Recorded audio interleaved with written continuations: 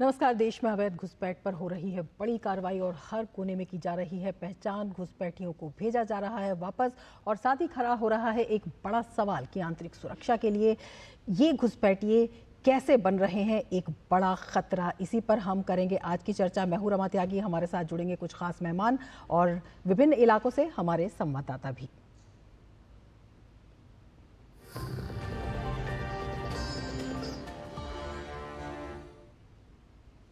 हालांकि लगातार अवैध घुसपैठ का ये मुद्दा सुर्खियों में रहा है, पर हाल ही में फिल्म अभिनेता सैफ अली खान पर हमला करने वाला आरोपी शरीफुल इस्लाम शहजाद के बांग्लादेशी घुसपैठिया होने के बाद जो कि विजय दास नाम से मुंबई में काम करता रहा और बड़ा चिंता का विषय बन गया है।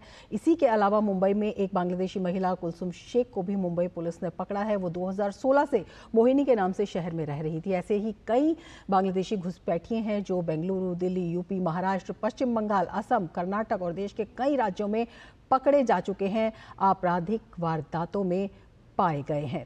तो इन्हीं पर हम करेंगे आज चर्चा कि किस तरह से ये घुस जाते हैं देश के अंदर और किस तरह से जो तमाम संकट की बात कही जा रही है वो उससे पैदा हो जाता है और कैसे अब एक्शन में आ गई है सरकार इस पर जीरो टॉलरेंस की नीति के साथ। लेकिन ग्राफिक्स के जरिए हम आपको समझाना चाहेंगे कि किस तरह से ये जो बांग्लादेशी घुसपैठिए हैं ये लगातार पकड़े जा रहे हैं। इनके खिलाफ जो अभियान है तेज हो गया है। अगर दिल्ली में हाल ही हुई में कार्रवाई की हम बात करें तो दिल्ली पुलिस ने 28 दिसंबर को अवैध रूप से रह रहे 7 बांग्लादेशी नागरिकों को गिरफ्तार किया। 4 जनवरी 2025 तक वैध दस्तावेजों के बिना दिल्ली में 132 विदेशी नागरिकों को निर्वासित किया गया। दस्तावेजों के बिना निर्धारित अवधि से अधिक समय तक ये नागरिक रह रहे थे। 5 जनवरी 2025 को पालम इलाके से एक बांग्लादेशी व्यक्ति को वापस भेजा गया। और अगर हम आगे बढ़ें और तमिलनाडु की बात करें, क्योंकि हर कोने में ये कार्रवाई हो रही है, 4 जनवरी को तमिलनाडु में बांग्लादेश के 7 नागरिकों को हिरासत में लिया गया। पश्चिम बंगाल में भी इसके अलावा बड़ी कार्रवाई हुई, जहां पर 4 जनवरी को दक्षिणी पश्चिम बंगाल से 3 बांग्लादेशियों को गिरफ्तार किया गया। असम की बात करें तो असम में भी बड़ी कार्रवाई हुई। 11 जनवरी को असम के अंतर्राष्ट्रीय सीमा के पास 4 अवैध बांग्लादेशी नागरिक गिरफ्तार हुए। त्रिपुरा की बात करें तो त्रिपुरा में पुलिस ने 10 जनवरी को 4 बांग्लादेशी घुसपैठियों को गिरफ्तार कर लिया। इसके अलावा गुजरात में हुई कार्रवाई की बात अगर हम बताएं तो 25 जनवरी को गुजरात पुलिस द्वारा रंगपुर गांव से 2 बांग्लादेशी नागरिकों की गिरफ्तारी हुई। और मेघालय में भी हुई बड़ी कार्रवाई। 24 जनवरी को मेघालय के पूर्व जयंतिया हिल्स इलाके में 2 बांग्लादेशी घुसपैठी गिरफ्तार किए गए। घुसपैठियों के 4 बच्चों को किशोर कल्याण गृह भेजा गया। हरियाणा की हम बात करते हैं तो हरियाणा में भी 22 जनवरी को अवैध रूप से रह रहे 17 बांग्लादेशी नागरिकों को पकड़ा गया। इनमें 5 महिलाएं, 7 पुरुष, 5 बच्चे शामिल थे। इसके अलावा महाराष्ट्र का हम बताएं तो महाराष्ट्र में भी लगातार इनके खिलाफ कार्रवाई हो रही है। 23 जनवरी को महाराष्ट्र से 5 बांग्लादेशी घुसपैठियों को गिरफ्तार किया गया। डोंबिवली और कल्याण शहर के विभिन्न इलाकों में ये बांग्लादेशी घुसपैठी रह रहे थे। ये 5 बांग्लादेशी बिना किसी दस्तावेज के वहां पर रह रहे थे।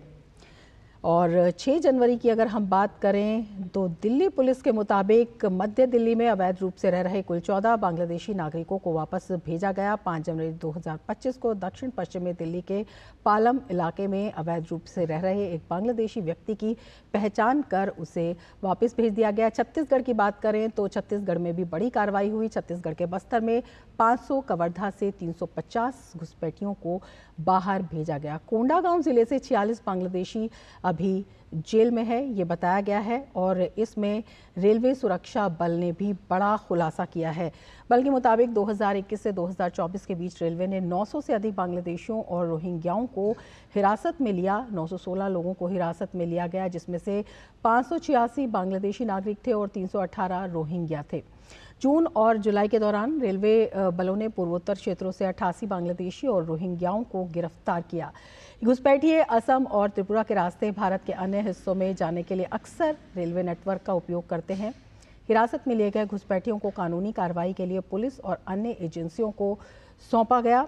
बांग्लादेश में चल रही हाल की राजनीतिक उथल-पुथल और भू राजनीतिक घटनाक्रमों के कारण ये जो संख्या बढ़ी है, ऐसा कहा जा रहा है। इसके अलावा सामाजिक आर्थिक कारकों के कारण सुदूर इलाकों में शरण, रोजगार और आश्रय की तलाश से बड़ी संख्या ये राष्ट्रीय सुरक्षा के लिए एक महत्वपूर्ण चिंता का विषय है।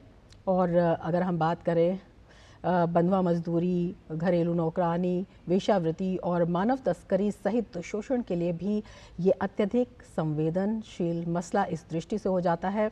और इसी पर हम चर्चा करेंगे। हमारे साथ जो हैं हमारे ख़ास मेहमान जुड़ चुके हैं। हम अगर अपने मेहमानों का परिचय कराएं आपसे, तो सुरेंद्र चौधरी हमारे साथ जुड़े हुए हैं, जो डीसीपी हैं साउथ वेस्ट दिल्ली से। और इसके साथ ही हमारे साथ प्रफुल्ल केतकर जुड़ेंगे। प्रवेश कुमार मिश्रा हमारे साथ जुड़े हुए हैं, फॉर्मर एडीजी बीएसएफ। और हमारे साथ शिशिर जुड़े हुए हैं और हमारे साथ हमारी संवाददाता भी जुड़ी हुई हैं, मुकेश हमारे साथ जुड़े हुए हैं। सब प्रसन्नजीत भी हमारे साथ कोलकाता से जुड़े हुए हैं। अपने सभी मेहमानों का हम स्वागत करते हैं। प्रवेश कुमार जी, सबसे पहले आपके पास आना चाहेंगे और आपसे जानना चाहेंगे, हमारे देश की जो 5 राज्य हैं जिनकी सीमा बांग्लादेश से लगती है, कितनी संवेदनशील ये सीमा है अगर हम इस 4000 किलोमीटर की ज़्यादा से सीमा से बात करते हैं, और किस तरह से ये आ जाते हैं इस वक्त, किस तरह से इन पर एक्शन लिया जा रहा है? देखिए, मैं क्लियरली बताना चाहता हूँ, हमारा 4096 किलोमीटर बांग्लादेश के साथ बॉर्डर है। उसमें से आप देखिए 1016 किलोमीटर तो रिवरलाइन बॉर्डर है और 63 किलोमीटर हमारा मैरीटाइम बॉर्डर है। अब इसमें जो है आप देखिए, उसमें से काफी जगह जो है असम और बंगाल में फेंसिंग अभी तक नहीं हुआ है। फेंसिंग के लिए प्रॉब्लम ये आ रहा है कि जमीन जो है स्टेट गवर्नमेंट नहीं दे रहा है और काफी जगह जो है फेंसिंग नहीं आया है, और कुछ जगह जो है फेंसिंग सिंगल तार का फेंसिंग आया हुआ है, जिसके वजह से और रिवरलाइन बॉर्डर के वजह से जो हमारा जो बांग्लादेश का जो शरणार्थी वो आ जाते हैं, इलीगल माइग्रेंट्स आ जाते हैं।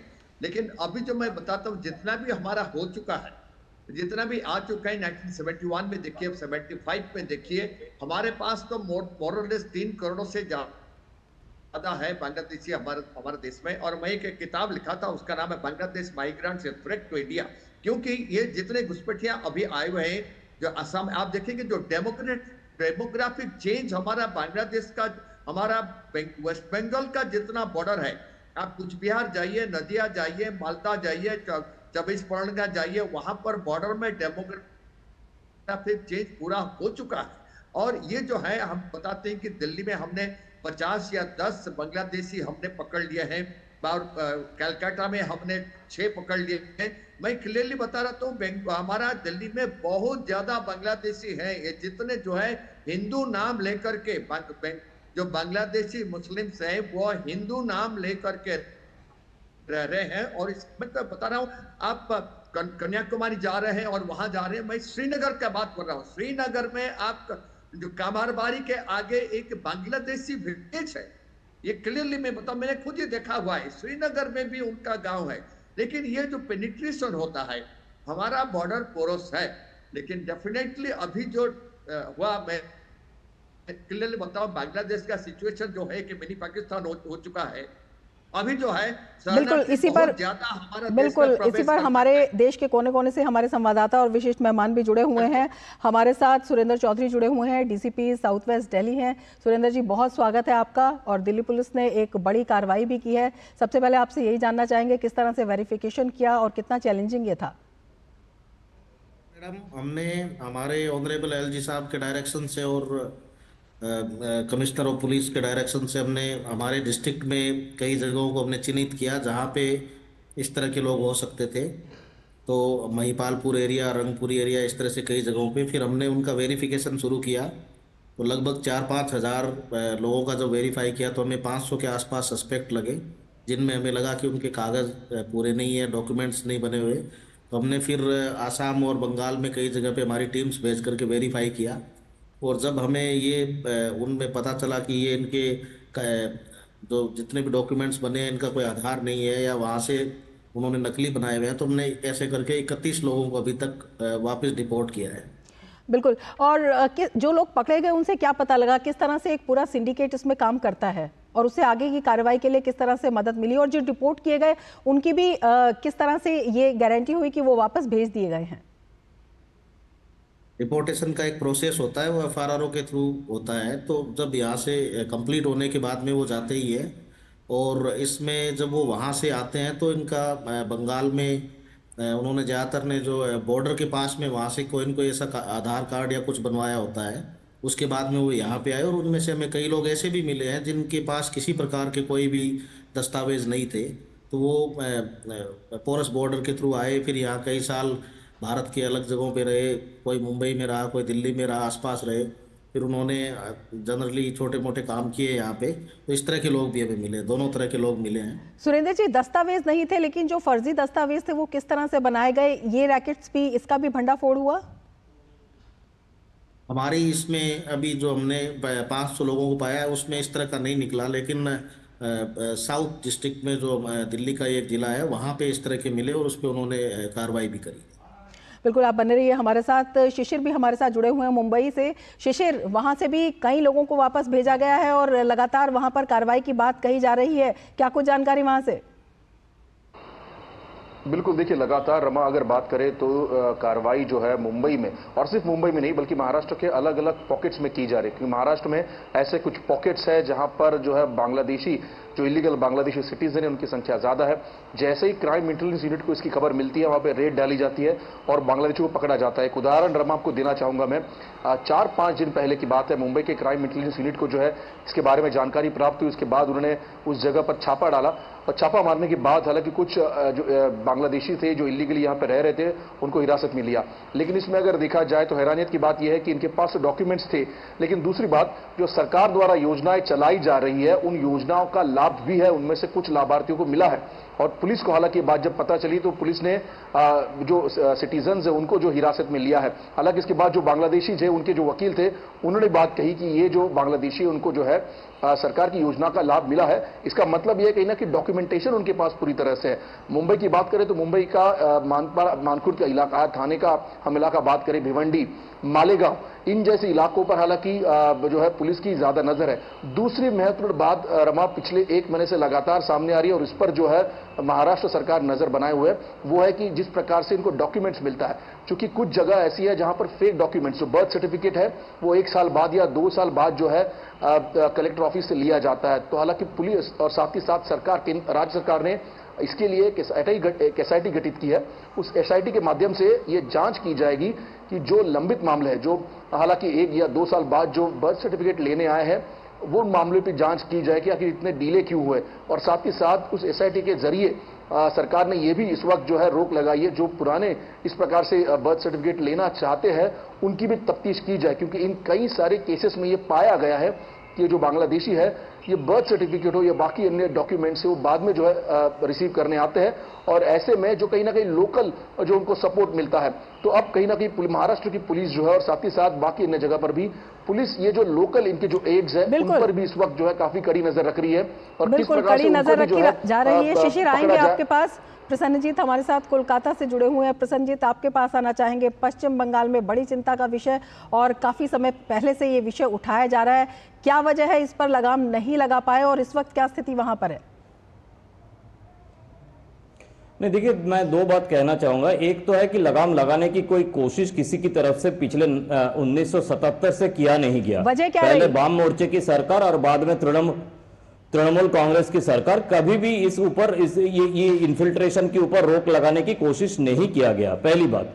दूसरी बात है कि जो साहब कह रहे थे कि वो 5, 6, 10 पकड़ के कोई फायदा नहीं है, मैं भी कोलकाता से ही बोलना चाहूंगा कि ये 5, 6, 10 का मामला नहीं है, ये हजारों और लाखों में ये शंका है जो पिछले कई सालों से, कई दशकों से भारत की अलग अलग जगह पे फैल चुके हैं, और एक ऑर्गेनाइज्ड मानव तस्करी ये जारी है। और ये सब का ये जो डॉक्यूमेंटेशन की बात बताया जा रहा है, ये बंगाल तक जिलों में जो बताया जा रहा था, दक्षिण 24 परगना से लेकर उत्तर 24 परगना, उसके बाद नदिया, उसके बाद मालदा, उसके बाद मुर्शिदाबाद, उसके बाद साउथ दिनाजपुर सब डिस्ट्रिक्ट में ये इसका एक ऑर्गेनाइज्ड सिस्टम है जहां पे इनको डॉक्यूमेंट बनाया जाता है, इनको इन लोगों के लिए डॉक्यूमेंट बनाया जाता है और अलग अलग शहर में भेजा जाता है, चाहे वो कन्याकुमारी हो, चाहे वो श्रीनगर हो, चाहे वो गांधीनगर हो, चाहे वो मणिपुर की किसी शहर हो, जहां पे जाके आपको देखने को मिलेगा ये इलीगल बांग्लादेशी। ये तरीका जारी है और अभी बांग्लादेश की जो स्थिति है इसके कारण हम कुछ कड़ा हुए हैं, हमारी सरकार की तरफ से इसका कुछ केंद्रीय सरकार की तरफ से या बाकी जगह की तरफ से कुछ कदम उठाया जा रहा है, लेकिन लगातार कदम उठाना जरूरी है क्योंकि बंगाल में रिवराइन बॉर्डर और बिना फेंसिंग की बॉर्डर कई सारे जगह पे है जहां से उस पार से इस पर आना काफी आसान है और बीएसएफ के लिए ह्यूमनली पॉसिबल नहीं है। ये ह्यूमनली पॉसिबल नहीं है कि ये 2000 किलोमीटर बंगाल की और पूरे देश की 4095 या 96 किलोमीटर को मैनिंग करना। रमा बिल्कुल, हमारे साथ सुरेंद्र जी भी जुड़े हुए हैं। सुरेंद्र जी, आपसे जानना चाहेंगे, आपने कहा था कि डिपोर्टेशन की एक जो है प्रक्रिया होती है, वो प्रक्रिया भी आपसे जानना चाहेंगे और किस तरह से जो और लोग हैं, क्योंकि एक बड़ा इसमें सिंडिकेट है, वो इसमें शामिल ना हो और उन्हें रोका जा सके, इसके लिए भी कैसे नज़र रखी जा रही है? सुरेंद्र जी इस वक्त हमारे साथ नहीं हैं। मौमिता हमारे साथ जुड़ी हुई हैं असम से, आपके पास आना चाहेंगे। असम में भी बड़ी कार्रवाई और वहाँ पर जो लोकल हैं वो भी इसके खिलाफ अभियान निकाल रहे हैं। मौमिता, क्या जानकारी वहाँ से? जी हाँ रमा, मैं ये बताना चाहूँगी कि जो लास्ट ईयर बांग्लादेश में जो सरकार पलटने की या फिर गिरने की जो बात हुई थी, उसके बाद जो इन्फिल्ट्रेशन है इलीगल बांग्लादेशी की, वहाँ पे काफ़ी तेज़ी देखने को मिल रहा है। अभी तक जो असम पुलिस या फिर स्पेशल टास्क फोर्स और बीएसएफ के चलते जो अभियान उन्होंने चलाया है, उसके चलते करीबन 150 से भी ज़्यादा बांग्लादेशी को सोफार पकड़ा गया है। उनकी जाँच पड़ताल हुई, फिर उनको वापस भेजा गया है। 2-3 दिन पहले ही जैसे 24 जनवरी 2025 को 6 बांग्लादेशी को पकड़ा गया था धुबरी इलाके में। उन लोगों की जांच पड़ताल की, फिर उन लोगों को वापस बांग्लादेश की ओर भेजा गया है। असम पुलिस या फिर स्पेशल टास्क फोर्स हो या फिर बीएसएफ हो, वो अपनी पूरी कोशिश कर रहे हैं ताकि जो बॉर्डर इलाका है, जो असम और बांग्लादेश की जो बॉर्डर इलाका है, जैसे करीमगंज जिसको अभी श्रीभूमि के नाम से नामांकित किया गया है, धुबरी हो गया, मानकसर, फिर साउथ सलमारा, ये जो एरिया है, ये सब डिस्ट्रिक्ट बांग्लादेश के साथ शेयर होती है, जिसके चलते जो इन्फिल्ट्रेशन की जो तादाद है उसमें काफ़ी तेज़ी देखने को मिल रही है इन कुछ दिनों में। तो इसके चलते तो बॉर्डर फेंसिंग हो गया या फिर जो बॉर्डर सिक्योरिटी की तरफ अगर बढ़ी है तो कार्रवाई भी तेज हुई है। आप बने रहिए हमारे साथ, वहाँ पे बिल्कुल आप बने रहिए हमारे साथ। कार्यक्रम में हम लेंगे एक ब्रेक और ब्रेक के बाद भी चर्चा रहेगी जारी।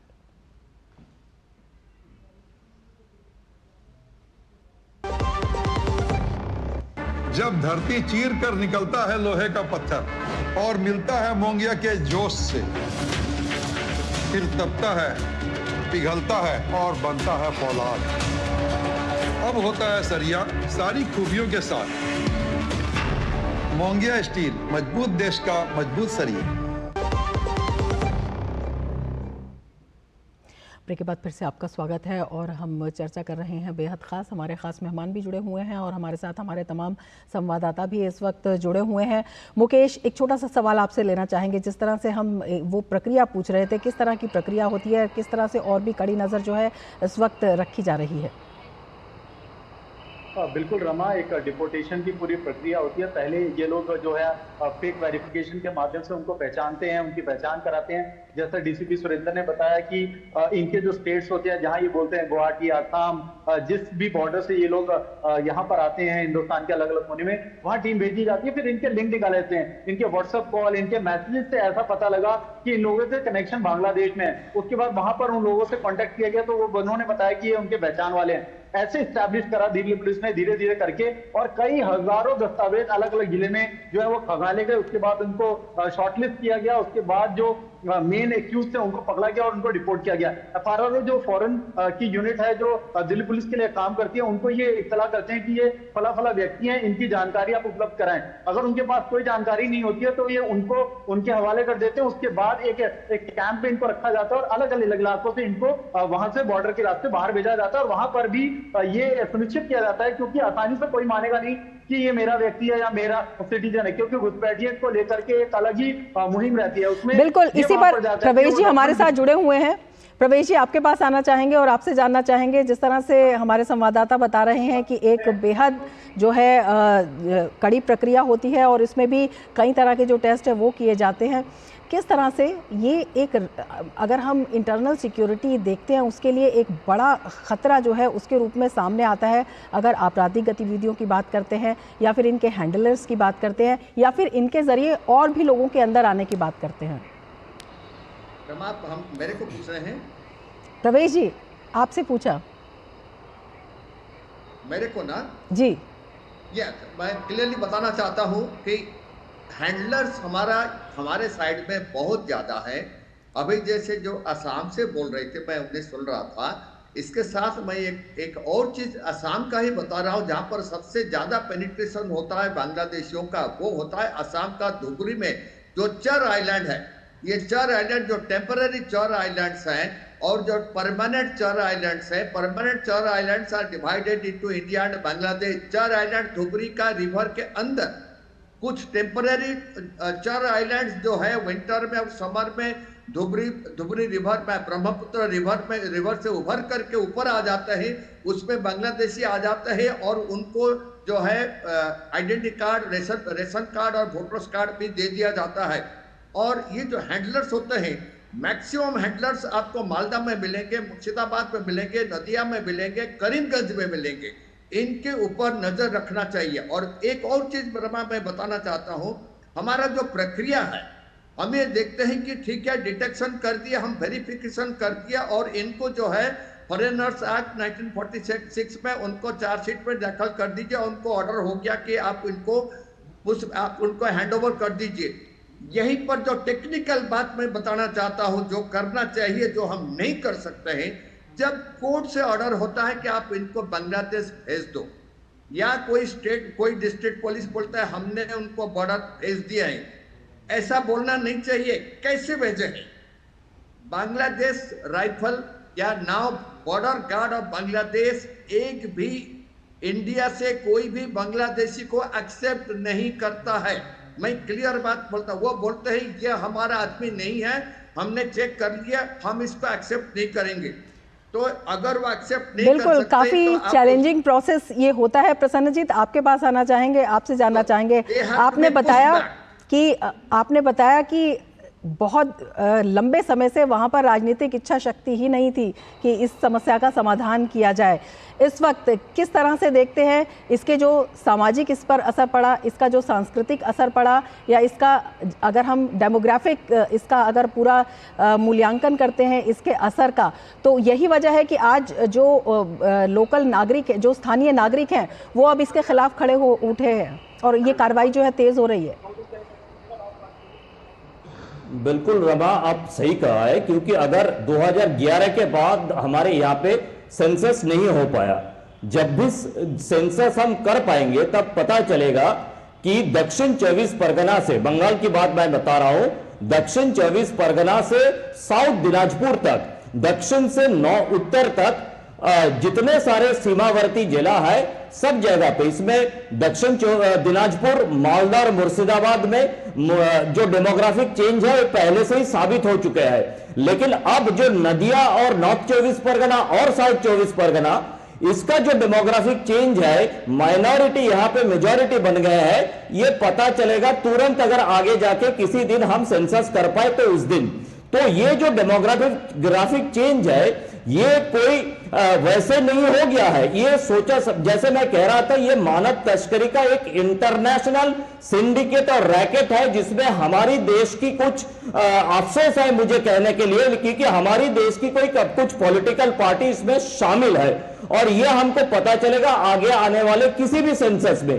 और ये जो मानव तस्करी है, चाहे वो आज का रोहिंग्या हो या आगे का बांग्लादेशी हो, जो भी हो, सबका ये जो रूट और लाइन है, ये रूट और लाइन बांग्लादेश की, ये बंगाल की ये सब जिला हो करके और आसाम की एक दो जिला हो करके, मौमिता हमारे साथ में है, मैं उनको बताना चाहूंगा कि उनको शायद पता होगा कि काजीरंगा नेशनल फॉरेस्ट जैसे जगह पे उसका बीच बीच में बांग्लादेशियों का पॉकेट बन गया था, जो बाद में शायद अभी क्लियर किया गया है। तो इस तरह की पॉकेट पूरे बंगाल में जगह जगह पर है और इसी लोगों ने फैसिलिटेट करते हैं उन दूसरा स्टेट में, चाहे छत्तीसगढ़ में चले जाए, चाहे नॉर्थ की किसी जगह पे चले जाए, या दिल्ली के जमुना पार चले जाए, या मुंबई की किसी जगह पे चले जाए, और हर को पूछिएगा कि आपका घर कहां है, बोलेगा कि मालदा या मुर्शिदाबाद में, क्योंकि ये बोलना अति सहज है। ये बोलते भी है बांग्ला भाषा जो मुर्शिदाबाद और मालदा से मिलता जुलता है, और इनका नाम भी ऐसा ही होता है जो मुर्शिदाबाद और मालदा का मेजॉरिटी पॉपुलेशन का नाम है या धर्म है। तो मौमिता, आपके पास आना चाहेंगे? मुर्शिदाबाद बोल जाने से बिल्कुल, मौमिता से एक प्रतिक्रिया ले लेते हैं। आपके पास आना चाहेंगे और आपसे जानना चाहेंगे, जिस तरह से दिखते भी एक जैसे हैं, भाषा भी वैसी ही होती है, घुल मिल जाते हैं और फर्जी दस्तावेज तो होते ही हैं, और यही वजह है कि आर्थिक रूप से भी एक बड़ा नुकसान जो स्थानीय लोग हैं उनको झेलना पड़ता है। जी हाँ रमा, ये बात तो बिल्कुल ही ठीक है कि वो लोग मिलते जुलते भी करीबन सेम ही दिखते हैं, या फिर जो भाषा है उसमें भी काफ़ी सिमिलरिटीज़ देखने को मिलती है, और जो दस्तावेज है, जो डॉक्यूमेंट्स हैं, वो काफ़ी फर्जी वो लोग लेके आते हैं, तो उसके चलते पकड़ना थोड़ा सा कॉम्प्लिकेशंस होता है। फिर भी यहाँ के जो स्थानीय पुलिस है या फिर स्टाफ फोर्स है, वो लोग तो अपने काम पे जुटे हुए हैं कि ताकि उन लोगों को अच्छे से पहचाना जाए। और हमारे संवाददाता जो प्रसन्नजीत दा ने अभी उन्होंने कहा था कि काजीरंगा में कुछ जगह में जो पॉकेट्स, वो आप अगर जाओगे जब तक सेंसस नहीं होगा, ये बहुत बड़ी बात है, अगर सेंसस नहीं करा जाएगा तो फिर कितने अमाउंट के जो बांग्लादेशी है या फिर इन्फिल्ट्रेशन हो रहा है वो तब तक पता नहीं चलेगा। अभी तक हम लोग को जितना पता है कि 150 से भी ज़्यादा लोगों को अभी तक पकड़ा गया है और उनको फिर से वापस बांग्लादेश में भेजा गया है, लेकिन ये जो नंबर है ये उससे भी ज़्यादा हो सकती है। तो इसके चलते जो कर सकते हैं असम पुलिस या फिर जो बॉर्डर सिक्योरिटी कर सकते हैं वो तो अपनी पूरी कोशिश कर ही रहे हैं, लेकिन यहाँ के स्थानीय लोगों में भी ये एक जो एक जोश होता है ना कि लाइक लोगों को जो इन्फिल्ट्रेशन हो रही है, जिसके चलते यहाँ पे जो वर्कर्स हो गया, काम करने के लिए जो लोग हो गए, उनके भी यहाँ पे जो माइनॉरिटीज़ मेजॉरिटीज़ में बदल रहे हैं, ये सब चीज़ यहाँ पे भी देखने को काफ़ी मिल रहा है। तो